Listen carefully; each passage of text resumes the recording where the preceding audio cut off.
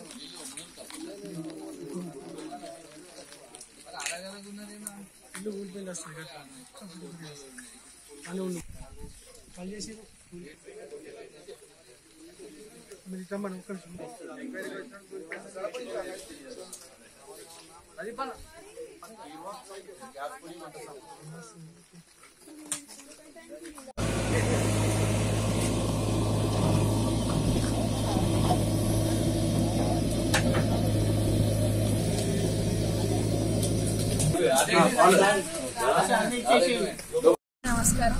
ఈరోజు Kamareddy 13వ ward టేక్రియాల్కి visit చేయడం జరిగింది.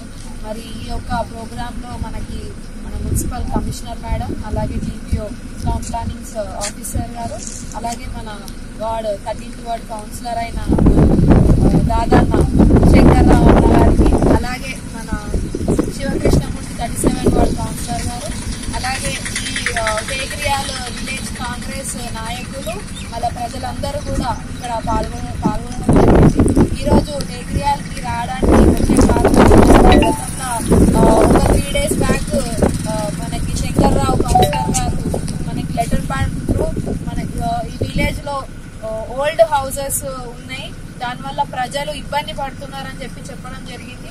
దాన్ని బేస్ చేసుకొని ఈరోజు మేము ఇక్కడ సడన్ గా విజిట్ చేసి మరి ఆ ఓల్డ్ హౌసెస్ చూడడం కూడా జరిగింది. ఎందుకంటే దానివల్ల పక్కకు హౌసెస్ ఉన్న వాళ్ళు చాలా ఇబ్బంది పడుతున్నారు. అది ఎప్పుడు కూలిపోయి మరి ప్రజల మీద పడడం, లేకపోతే హౌసెస్ కి డ్యామేజ్ చేయడం, ఎప్పుడు ఏ యాక్సిడెంట్ అయ్యేది కూడా తెలియదు అని చెప్పేసి మరి ఈ లొకేషన్కి వచ్చి మేము చూడడం జరిగింది. దానికి మనము ఆ పాత హౌసెస్ ఉన్న వాళ్ళకి కూడా కాంటాక్ట్ చేసి మరి అది రిమూవ్ చేయమంటారా, డిస్మాంటిల్ చేయమంటారా అని వాళ్ళ యొక్క